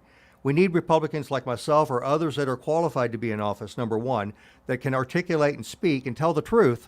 But the base of your party does not want people like you. They don't. They don't want moderate Republicans. They don't want Republicans that speak fact. They don't want Republicans with a moral compass. They'll say they do, but they don't. When you look at the big faces of the Republican Party today, the Lauren Boeberts, the Matt Gaetzes, the Jim Jordans, the Kevin McCarthys, these are people with no moral compass.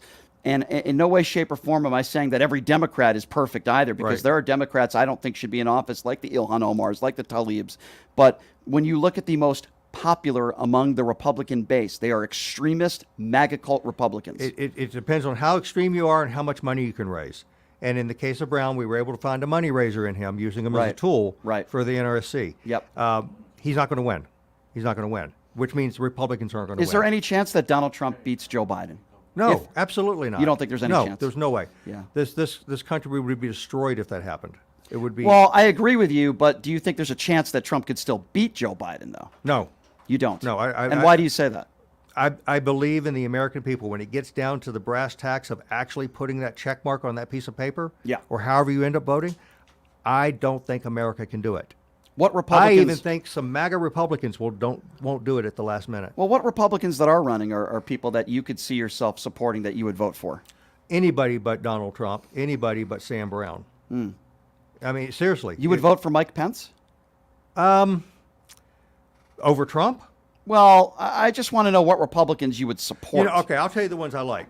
And I've met one of them. I've met Chris Christie. Now, he's not necessarily the most likable guy, but he has been standing up a little bit. I could vote for him. He's an okay guy. I could vote for him. I've met him before. Yeah. We've talked. I don't think. I mean, better late than never. Better late than never. Yeah. But he's got a likability image problem that he's dealing with, and Asa Hutchinson, who's a little bit older. I think he's 72. Another man who's a decent man. Decent guy. Yes. I said very early on to some of my friends here in Las Vegas, even I said, let's take a look at Asa Hutchinson, and he's a plain spoken but articulate guy. He speaks truth. Two people that I could vote for. Those are the two I'm with you on that. It's interesting that you and I can agree on that. I agree on that. I think Hutchinson is a decent man. Don't always agree with him on policy, but he's a decent man. Chris Christie had some corruption issues in the past. I'm glad that he is speaking truth now. And I could vote for him over a lot of other Republicans that are running for office right now. So I can see that. I think that's reasonable. I've met Chris Christie's wife and himself in a professional setting, right here in Las Vegas, actually. And very nice people. And I'll call them normal. People don't like me to use that word. I He consider them normal. He certainly enabled Donald Trump for a while there, but I'm glad he's on the right side of history now. Yeah. Let's open up the phone lines. Those of you that agree or disagree, now's the time to call in. This is a live radio show. We're not just on social media doing a podcast. So if you want to be a part of the show, you have to call in. Here's the number if you want to call in. 702-221-7283. And again, if you want to join the program, 702-221-7283. What are we talking about? Well, we have a guy who ran for senator here in the state of Nevada, Republican, very in tune with what's going on here in the Republican Party here locally and nationally. We're talking about Donald Trump now. We're talking about the fourth indictment that just came down. We're talking about this press conference that Trump is going to be holding at 11 a.m. We're talking about Republicans defending Donald Trump, some using excuses, two-tier justice system. How come you're not going after Joe Biden? Then we hear a lot of Republicans out there saying he hasn't sent enough relief to Maui and he sends all this money to Ukraine. We're hearing all that stuff. Taking your phone calls, 702-221-7283 is the number to call if you want to be a part of the conversation. Why don't we start off with Carl first. Carl, thanks for calling in. Go ahead and grab that headset, Bill. Go ahead, Carl. What's on your mind, my friend? Yeah, hi, Brian. I didn't hear your show yesterday, but I had to leave when I finished talking to Doug Basham, and I mentioned that Trump, he's a very generous man, you know. He when he went to Puerto Rico, he threw out paper towels to people who were hungry and didn't have homes that were destroyed. And then he mentioned he may be going to Hawaii to get some votes. He'll probably throw out toilet tissue or something like that when he gets there. Isn't that interesting, Carl? Because I put up a TikTok video yesterday. It's you did? Just about what you're talking about. And I'll ask Bill about this too. You know, all these people say, why isn't Biden in Maui? Why isn't he flying out there? And Biden answered and said, I don't want to get in the way.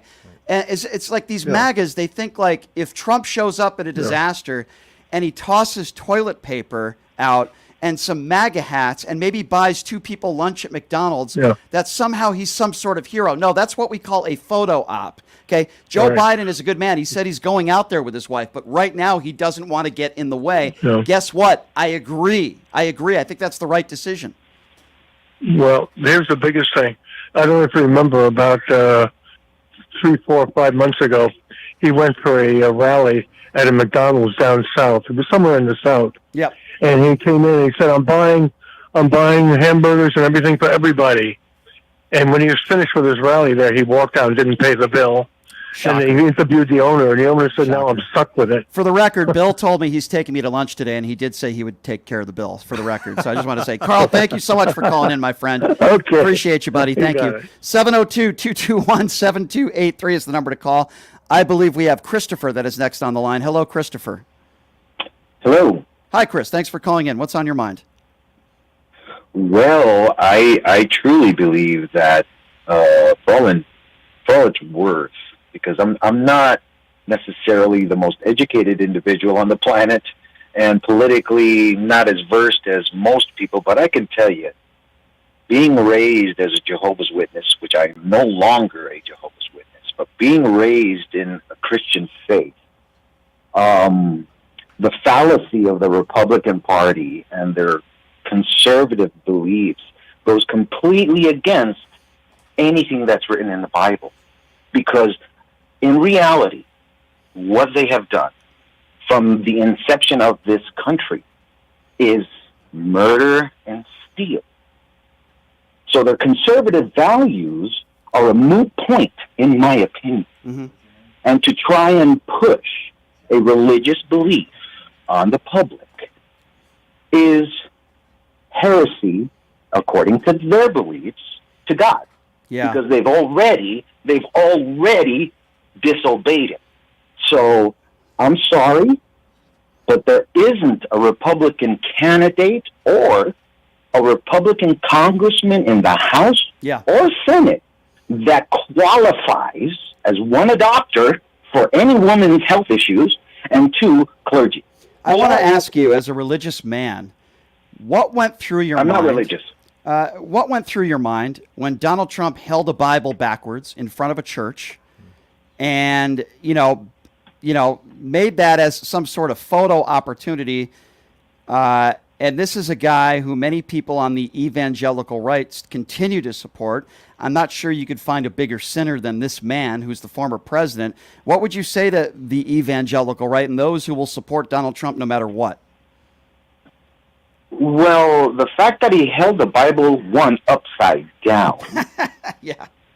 Okay, you know, and then pushing protesters out of the way with military. Right. Just goes to show you what Christianity and basically all religion is based on, which is terror for those who believe differently. Okay? Yeah, I don't disagree. And the fact that they make money on the identity of God is also concerning because, believe it or not, if Christianity and all religions, all churches in America paid their taxes on all of those donations, the free welfare money that the leaders of these religions are giving to the GOP, they need to be taxed if they're going to play politics. It is interesting, isn't it, that those who, at least some, who preach religion every day are some of the biggest sinners of them all. Christopher, it's good to hear from you, and I appreciate your call, sir. You call back anytime, okay?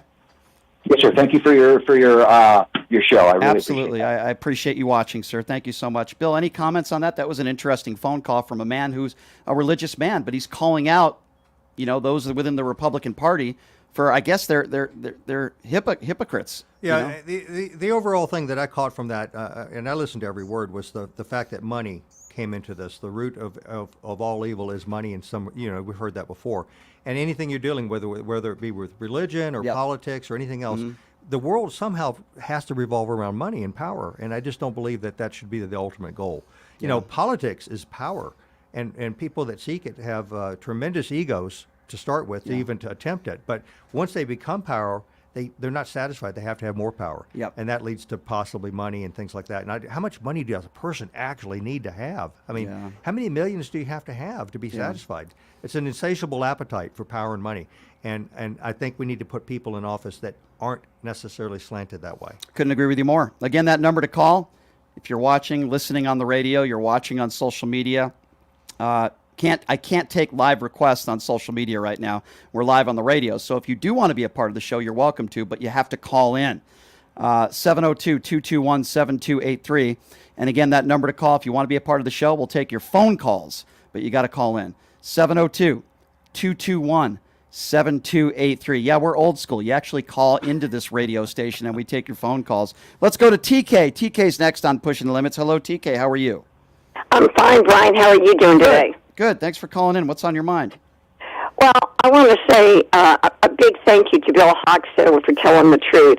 He's a man that has common sense, and everything that he said today regarding Trump, Sam Brown, I totally agree, and I back him up on that. As do I. And I am a huge fan of Bill Hockstedler's, Amy Tarkanian's, and yours, Brian, because that's what you're doing. You're pushing the limit to get the truth out there, and I greatly respect that. Well, I appreciate that. I try to do that, and it's interesting. These days, if you say anything negative about Donald Trump to a MAGA, they'll call you a liberal, they'll call you a libtard, they'll call you a lefty, they'll call you a socialist. But you know, all I try to do is I try to speak the truth. There's going to be opinions, right? I have my opinions, but I try to speak the truth. And if Joe Biden committed any crimes, indict him. If Hunter Biden committed any crimes, indict him. Donald Trump, it's been proven by a jury of his peers multiple times now that there was enough evidence to indict him. And he's been charged with 91 crimes, I believe, 91 different types of crimes, felonies. And now he'll have an opportunity in the United States of America to defend himself. He'll have that opportunity. That's what this country is all about. If there's evidence, then you need to be held to account, but you always are presumed innocent until proven guilty in a court of law, and Donald Trump should be treated like everybody else. He's not being treated like everybody else. I can tell you right now, he probably would be in jail by now, but we'll have to wait and see what happens here. But, you know, everybody should be treated fairly. And yes, Donald Trump is innocent until proven guilty. I do think eventually he will be convicted. I agree. TK, I appreciate the phone call. Thank you so much. Thanks, Brian. Appreciate that. 702-221-7283. We're joined in studio by Bill Hockstedler, a Republican who ran for U.S. Senator here in the state of Nevada, calling out other Republicans, which I always appreciate. 702-221-7283. Let's go to Jeff. Jeff is next on Pushing the Limits. Hi, Jeff. What's going on? Bruh. How you doing, Jeff? Bruh. Yes, sir. Go ahead. Bruh. Okay. Well, I think we have a recording of someone saying Brian instead of somebody that actually. What is it saying? He's saying bruh. Bruh. Oh, okay. I used to do that when I was 8 years old, Bill, and I would have a soundboard in front of me, and I don't know if you remember Cleo. Do you remember Cleo, the fortune teller? Oh, yeah. Yeah, and when I was 8 years old, I used to make prank phone calls with a soundboard with Cleo. Something tells me that person who just called in is actually an adult doing that, so I find that fascinating. I don't know. Is that a MAGA supporter? I don't know, Bill. What do you think? What are the chances that that's a MAGA supporter? Very likely. Yeah, very likely. Very likely. 702-221-7283 is the number to call. Let's go to Ellie. Elliot, I'm sorry. Elliot is next. Hello, Elliot. Truthfully, I think that Jeff had a really decent point. We need to, look past the absurdity that the left is trying to push on us, portraying us as such evil people. We should be free and able to support who we want. Like, truthfully, doctor said I should get that scratchy, itchy checked out. Okay, thank you very much for the phone call. I appreciate that. If you're going to have fun and make jokes, then we do talk about serious topics on this show. So I hope you get that itch taken care of, though. I really do. 702-221-7283 is the number to call. Let's go to David. David is next on Pushing the Left. What's up, David? What's going on with you? A quick question. With the RICO in Georgia and the possibility of him being convicted, because they only have to convict of 2 out of 161, and the possibility of him actually going to prison, going to jail, is there any fear, do you think, of him running? Fear of him running... Fleeing. Say that again, because your phone cut out there. Fear of him running what? Is there any fear of him fleeing? That's interesting you bring that up. Probably not. But there are some people that have made that statement, like, what if he just leaves the country? I don't think that's going to happen. First of all, Donald Trump is the most recognizable person in the world, so it'd be really tough for him to do that, number one. So I guess my answer to that would be no. I don't think he's going to flee. Would Russia, like him going to Russia or, say, China or North Korea? Yeah, I hear what you're saying. My answer to that is no. I don't think that's going to happen. I think he's staying put. I think his hope is that he wants to be the next president of the United States so that he can pardon himself and everybody else around him. But I don't think he's going anywhere. So no, that's not really my concern. My bigger concern is violence, him inciting violence. Right. That's my bigger concern. Well, he can't pardon state. That is true. That is true. You're right on that. But I think what's going to happen here, and I could be wrong on this, I think there's going to be some sort of plea deal made in many of these cases where he doesn't see actual jail time, but he could never run for office ever again. He's going to be a convicted felon. I believe Donald Trump is going to be a convicted felon. I don't think he's going to go to jail. He certainly could. And we'll have to wait and see how this thing plays out. But it's going to be a really wacky and strange next 12 months or so, 14 months. That's for sure. Yeah, most definitely. I'm interested. I hope it's Georgia should be televised. They allow cameras. I believe it will be, right, Bill? I think they said it will be televised. They've already agreed that it will be televised, which I think is great for the American people. I agree with you. And he's got to get his mugshot taken. Yeah, I heard that. He's definitely going to get his mugshot taken. He's going to get in handcuffs on him. Donald Trump is going to use that as probably a campaign poster, and I think many MAGAs will see him as some sort of champion because they're sick. But, he will get a mugshot, and I want him treated like everybody else. Exactly. Yep. Amen, brother. Thank you for the call. Appreciate you. Yes, sir. Appreciate it. Yep. Bye-bye. Bill, are you worried that what that caller just said, that he could flee? I'm not worried about that. I do understand the concern. Would Russia take him in? Would North Korea take him in? Would China take him in? I don't see that happening. I just flat out dispel that. I don't see that happening either. All right, here's what we're going to do. We're going to take a quick break. Joined by Bill Hockstedler in studio, Republican he ran for U.S. Senator. And we'll take some more of your calls on the other side, 702-221-7283. And again, that number, if you want to be a part of the conversation, is 702-221-7283. We'll take a quick break. We'll be back right after this. You're listening to Pushing the Limits right here on KSHP.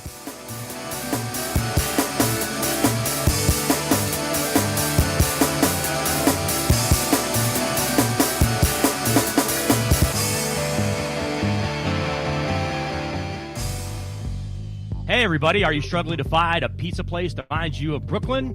That true blue New York style pie? Well, worry no more. Stallone's Italian Eatery Pizza is a knockout. We're located at 467 East Silverado Ranch Boulevard, just off of Premier Road, half a mile east of South Point Casino, just minutes from the Las Vegas Strip. Come by and grab a slice of pie. Plus, check out our Brooklyn-inspired Italian cuisine. Our sandwiches are super. Hero, that is. Because why be a sub when you can be a hero? Stallone's Italian Eatery is here to serve you phenomenal food, Vegas. Forget about it.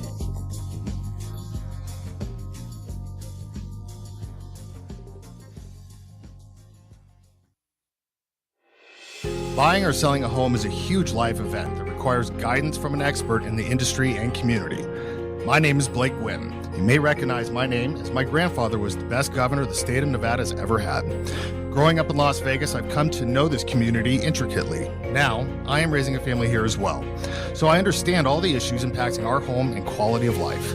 As the top realtor for the #1 real estate team at Keller Williams, you can have confidence in my experience, knowledge, and track record. When it comes to buying, selling, or investing in real estate, choose a name you can trust and someone who understands the community you call home.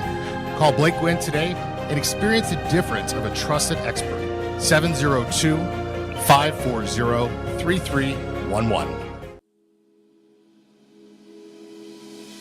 Sapphire Pool and Day Club, the world's only topless gentlemen's day club, introduces its 2023 pool season lineup with a bevy of beauties and social media celebrities throughout the summer who will all host alongside hundreds of Sapphire's topless poolside entertainers.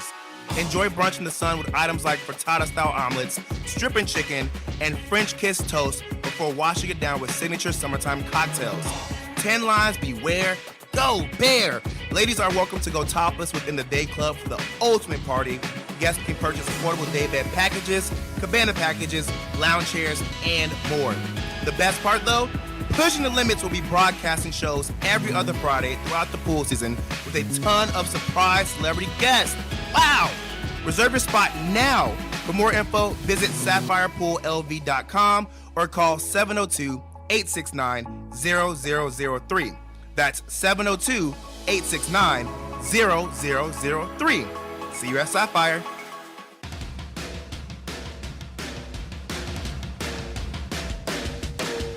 Hey everybody, it's Brian Shapiro from Pushing the Limits here. I want to tell you guys about my good friends at the Postal Annex.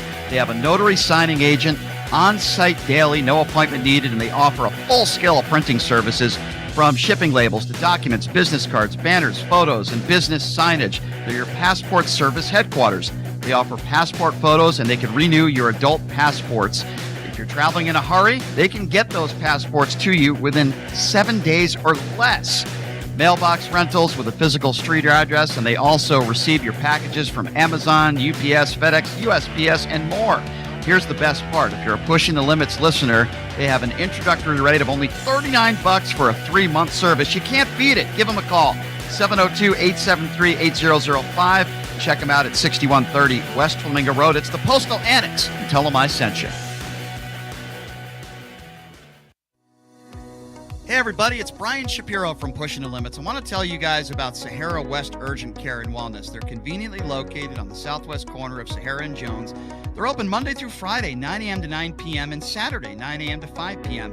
At Sahara West Urgent Care, they'll take care of all your healthcare needs. They offer routine services such as physicals, STD testing, car accident treatment, and work injuries. You name it, they do it. They have on-site x-ray, EKG, ultrasound, and labs. They treat chronic conditions such as asthma, blood pressure, diabetes, and more. They also offer general wellness exams, treatments such as testosterone enhancement, and cancer screening. They're located on Sahara, 6125 West Sahara Avenue. Their number is 702-248-0554. And the best part, they accept most major insurances and affordable cash pay prices. office visit starting at just $95. And I'm also a client, so please give them a call, 702-248-0554. Whether you're a corporate executive, on a family vacation, or just passing through, St. George Inn & Suites will meet your specific needs. It's conveniently located near restaurants, shopping, and movie theaters. St. George Inn & Suites offers a variety of room types, 2 fabulous pools and jacuzzis, a fitness center, a free full hot buffet breakfast, and laundry facilities. To make your booking, call 435-673-6661 or book online at stgeorgeinnhotel.com. You need to stop in Southern Utah? Make that stop at St. George Inn & Suites.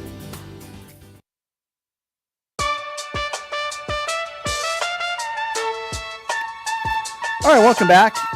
It is Pushing the Limits on a Wednesday. Thank you so much for joining us. Programming note, we will be at Sapphire, the pool at Sapphire, believe it or not. We will be there on Friday. Brian Salmon from Channel 3 Sports will be joining us. Rhonda Kennedy, who's running for senator, has agreed. She was just on Fox News earlier today. She's going to be joining us out there, so I give her credit. Update on a score. I have a very, very, very good update. Oh, no, I have a bad update. Excuse me. Rhode Island's up 3-1. Is that the right score that I have here? Okay. 3-1, top of 5th. Oof. All right. But Henderson just hit a home run, so it is 3-1. Okay, good. And how many innings are there in these games? Is it how many? In Little League? Is it 7? I don't know. I don't know the rules. I forget what it is. Well, we hope that the Henderson Little League team can come back and get Rhode Island. I grew up pretty close to Rhode Island in Connecticut, by the way. But I'm not rooting for Rhode Island. I'm rooting for my good friend, the manager of the team, Chris Petty, and this wonderful Henderson team. So it's going to take some heroics here in the latter innings, but we'll wait and see what happens here. Again, thank you to my sponsors, Jackson's Bar and Grill. One of them, we might be heading out there for some lunch a little bit later today, located on Flamingo and Jones.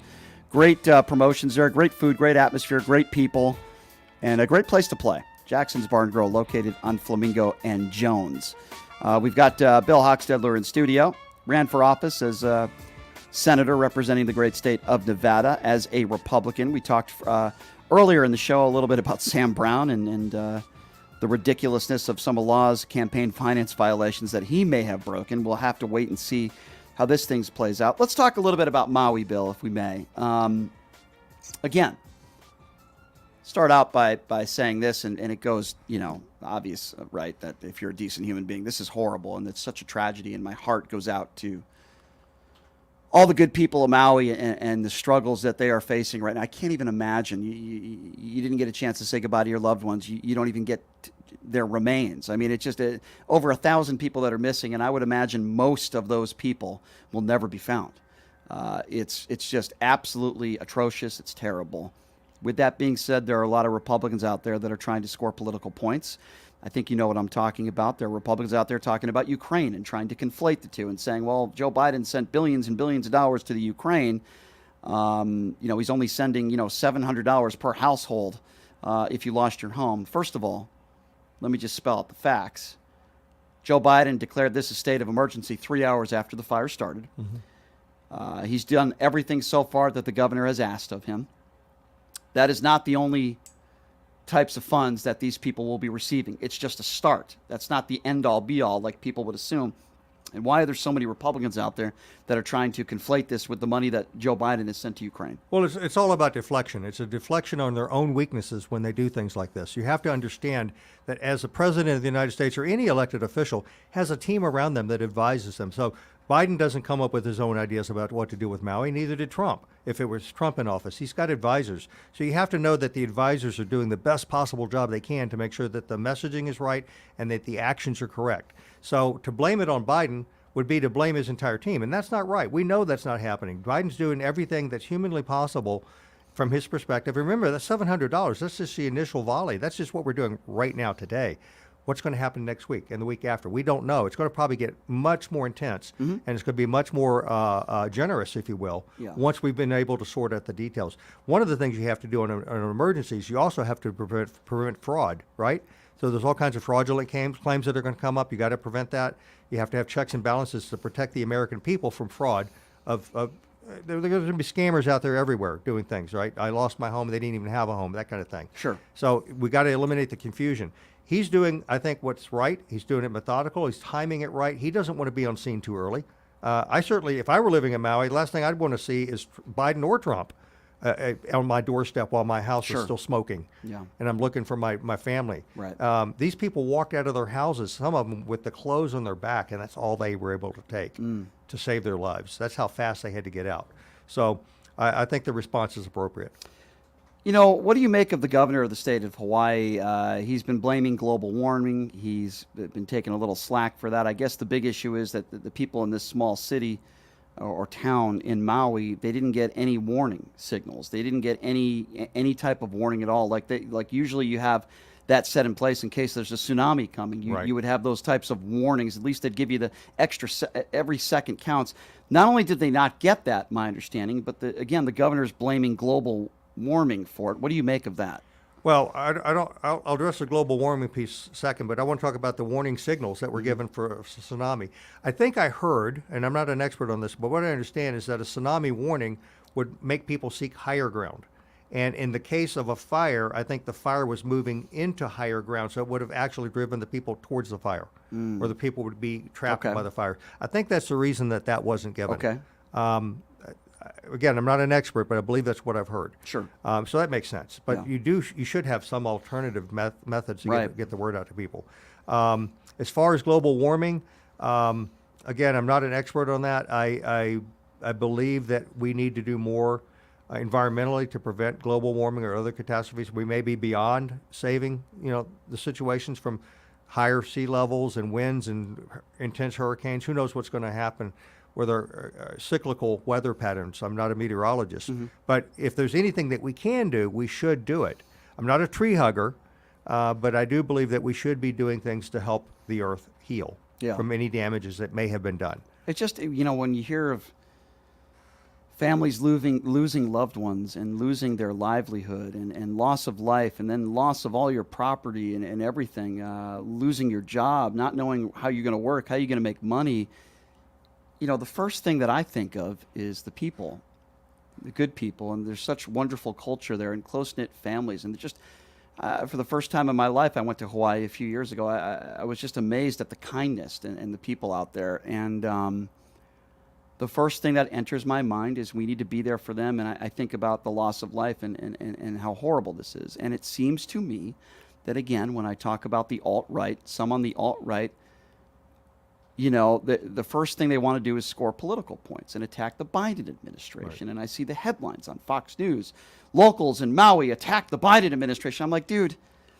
why don't we talk about how we can help the people there? And instead of trying to score political points, I just think it's so disgusting. Never let a tragedy go to waste for an opportunity to slander the other side or pick on them. So, we need to do a better job of leadership needs to come into play when it comes to those kind of things to make sure we don't send the wrong messages. And listen, when there are mass shootings, Republicans will claim that Democrats are trying to score political points. I think wanting to put policy on the book is not trying to score political points. It's trying to make the country safer. We can disagree with how we get there when it comes to gun control. Right. But when there's another, school mass shooting and Democrats say, enough is enough, we need to do, you can disagree with how we get there, but Republicans make the claim that Democrats are trying to score political points, and I just don't see it that way. I just think they're trying to make America safer. Right. And a lot of Republicans will scream that they're coming for our guns. Nobody's taking our guns away. Nobody's taking our guns away. Now, there may be certain types of guns that are taken away, and they say, if you give them an inch, they'll take a mile. I don't necessarily believe that. I think we need to have safe gun acts in place to make sure that people are safer. It's one of the things a lot of people don't know about me, even my closest friends and allies right here in Las Vegas, that my family was a victim of gun violence back in the 70s, resulted in death of a very, very close family member back in 1976. I'm sorry to hear that. That's terrible. And gun violence takes on all kinds of forms, and even to the best of families or whatever. I lived in a great neighborhood, upper middle class, that type of thing, and we were still a victim of gun violence right there in my town, right there in Virginia. So what? I'm so sorry to hear that. I didn't know that. That's terrible. Nobody. You're the first person I've actually that's told. Terrible. That's awful. Yep. And I just feel like, Bill, that we live in a culture in this country of people that are obsessed with their guns. Yeah. I think everybody should have the right to defend themselves. And I own a gun. Yeah, and that's okay. I don't have a problem with that. Yeah. But I think we are in a culture where I think it's per 100 people, we have 140 guns in this country. And I don't think it's a coincidence, the reason why we have so much gun violence in this country, because I believe we have too many guns. And I believe we are a country that is obsessed. And I understand that you have your rights when it comes to the right to bear arms, and I get that, but the Constitution was also written when we had something called muskets. Technology changes, times change. I don't believe that assault weapons, I don't believe that AR-15s, I don't believe that an 18-year-old should be allowed to walk into a gun store and buy a bunch of AR-15s and thousands of rounds of ammunition. I believe we need to, yes, we need to prosecute those, and we need to go by the laws that are on the books now, but I think we need stronger red flag laws. I think it should be 18 to 21. I think we should have another assault weapons ban. Is that going to end all the gun violence in this country? Of course not, but I do think there are things we can do that can save lives, and I just don't see any solutions being brought forth by Republicans other than locking our schools and arming teachers. Like, I don't see anything reasonable that Republicans are coming up with. Right, and have you ever been to countries where they do lock down the schools and you have armed guards at the schools? Yeah. I mean, they do that in some of the European nations. I've seen it, and it's just terrible that our children have to grow up that way. It wasn't that way when I was a kid. No, neither it was. I mean, I remember Columbine happened when I was in college, and that seemed to be the string of starting the string of horrible mass shootings in schools. But it's not just schools; it's happening all over the country. I mean, what do you think should be done? What do you think Republicans and Democrats can do together to do something about this? Well, I think we have to have a consensus. We have to get together and have sensible conversation and have a good discussion about what needs to be done. We have to have more of the non-extremists discuss these things, and we have to be less extreme, left and right, about what to do. I'm not about taking people's guns away, but I do we need to look at mental health. We really, really need to look at that. We need to look at access of certain types of weapons and what for, especially when it comes to high capacity or ammunition. Now, I'm not opposed to standard capacity, which a lot of guns have 15 round, 20 round, whatever, even a 30 round. But, you know, when you get these things that have 150 rounds, these big drums and barrels that you can attach to a pistol, I mean, it's ridiculous. Who needs 150 rounds of pistol ammo? No, I agree with you. When we talk about mental illness, as you know, there are mentally ill people all over the world. So why is it that we have this problem that is so large in this country? Why is it this country? Well, it boils down to the fact that as a country, I believe that our opportunities for success in this country are being degraded. So one of the number one things, if I were running, and I'm not running right now, but if I were to run, I would think that we need to have better opportunities for people. If you have better opportunities, that results in income, less differences between the rich and the poor. I'm not saying that we need to be a homogenous society, but we need to make sure that we don't have extreme people that have no way out. They're backed into a corner. They've lost their relationships with their family. They've lost their jobs. They have no money. They have no food. They have to rob a bank, or they have to do a crime of some type to feed themselves or to buy drugs. I mean, we have to eliminate drugs. We have to eliminate all the things that cause opportunity loss. So if we had better opportunities in this country for people to succeed in life, I think all the other things will heal themselves. Less crime, less problems with the economy. People having access to good health care. People have access to food and water and shelter. Those are the big things that we need. And I think that that's sorely missing in some segments of our population. Certainly, the homeless issue, it's all over the country. Big issue in California. We have plenty of homeless people here, particularly downtown. So what California, at least parts of California, what they've implemented in certain zones is they're getting these homeless people off the streets. In return, they have to destroy their tent, and they're only allowed, I believe, 2 bags of their own personal possessions, and then they get into these motel rooms. Some of these motel rooms have been closed for a while. Some of them haven't even been open, and they're using taxpayer money to reopen some of these motel rooms so they have a shower, they have a room to sleep in, they have a bed. I think this is actually a good idea, because for 2 reasons. Number one, you're helping these homeless people. You're getting them warm water and shelter. And hopefully they can get their life together and get the help that they need. And number 2, you're cleaning the streets and you're making the streets safer. Right. And yet I hear Republicans complaining about this also. Yeah, I hear your point, and I think it's a great idea too. I've driven through downtown Los Angeles. There's a couple streets, I can't remember the numbers on. You drive around the corner and you hit that street, you go, oh my God, there's tents on both sides of the street and there's feces. I mean, it's just terrible. Yeah. Unbelievable. How would you walk your children through there? How would you walk your pet? You can't. And as a grown man, I wouldn't want to walk there in the daylight. Right. So it's good that they're getting the people off the streets that want that help and to get off. And I think it presents an opportunity for a percentage of them to maybe get beyond homelessness, if you have running water, if you have a place to take a bath, if you have a place to sleep that's safe for them and safe for society, then maybe they'll get a job and maybe they're hireable, or maybe they can be fixed and groomed and educated and spruced up a bit so they can get a start. That's the things that they need. You can't get that in a tent on the street. So you're right. I think converting those buildings to be used for the homeless is a good, we'll call it a Band-Aid. Yeah. I mean, I think it's a start. Yeah, I think it's a absolutely. start. It's not the end all, but I do think it's a start, and we'll have to see what happens here. I didn't really ask you about the mayor here and those that are running to be the next mayor of the city of Las Vegas. Any thoughts on that? What are your thoughts on the current mayor, how she's done, and if there's anybody that you'd support to take her place? I don't have any thoughts on the current mayor. I have heard that I know, and again, I live in Nye County, so I don't vote in Vegas. Sure. But Shelley Berkeley, Victoria Seaman. They've both been in studio. A guy named Doc Walls. Doc Walls has been in studio too. Doc's a good guy. I'm not sure how it's going to shake out. I think that, in my opinion, I think that Shelley Berkeley will probably win from popularity and being well known and all that. But I think all the candidates are probably qualified. It's just how the vote's going to turn out, and I'm not able to participate. What did you think of Oscar Goodman's tenure here? I don't know much about Oscar, to be honest with you. Again, I don't live in Vegas, so I didn't follow it that closely. Understand, but I mean, he's some would call him a controversial figure. I actually like the guy. I think he's pretty honest. Yeah. I think his wife has done an okay job. I didn't really like her interview on Anderson Cooper, CNN. I thought that was embarrassing, but other than that, I think she's done okay. Yeah. There are some decent people in this city. I thought Steve Sisolak is a decent man. I've met Steve. I thought he was a decent guy, too. Yeah. In fact, we filed at the same time. When he filed for the governor's race, I was filing for the U.S. Senate. Yeah. And we were actually in the same office where the filing is at. And he had reporters around him. Of course, I didn't have anybody. And he came up and shook my hand, and he said, you can beat Adam Laxalt. And I said, oh, I wish I could. Because he didn't understand that I was way down on the list as far as I don't have any money. I don't have any experience. It's my first time I ran for anything. But for some reason, he either knew my name or at least I appeared like I was professional and spoke well. And so he came up and shook my hand, and I appreciate that. And I've seen Steve at a couple other events since then. What do you make of Lombardo? I like Joe. I think that he's probably made a few missteps with the current or the past legislation sessions that we just had, and I think there's some things that are controversial among the base in Nevada that voted him in. I see him as a guy that has worked his way up from basically the bottom, an American dream. Went through the military as an enlisted guy, I believe, and like myself, I'm enlisted. Made good, made sheriff, and then got on into being governor. I think he's well spoken, but not the perfect governor. Nobody can be perfect, right?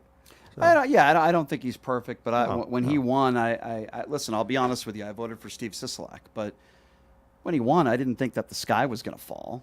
I don't think Lombardo is this horrible MAGA guy. He's not. He's not. He's absolutely not a MAGA guy. And I'll say this: I think Sheriff McMahill is phenomenal. I think he's a great sheriff. I think he's doing a great job. Kevin McMahill. Is great. I've been to his house. I've been to a fundraiser at his house. Met him, talked to him, had a few hors d'oeuvres and stuff, and spent some time with him.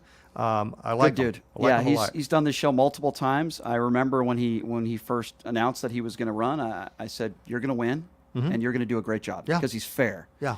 And listen, there's always going to be smearing here and there, but I've always liked Kevin, and I think he's the right man for the job, especially at this time. And I think he's doing a great job. Yeah, and I hope he stays in it. We're going to have another election for governor, and I don't think every sheriff should become governor. I think this was a unique circumstance for Lombardo. And we hope for the best. Yeah, I'm just glad we don't have an extremist as our governor. Right. I don't consider Lombardo one of those people. There are those across the country, Ron DeSantis being one of them. What do you make of DeSantis, by the way? DeSantis is a train wreck. Yeah. His numbers have gone down. I don't think DeSantis could even win the governorship in Florida again. He's a person who is highly intelligent and says what he thinks you want to hear. However, he's not personable. He's a person that's easy to be not liked. I put him in the same. Well, Adam Laxalt's on his team, and shocker. I don't want to say anymore. I just think that's a bad situation for America.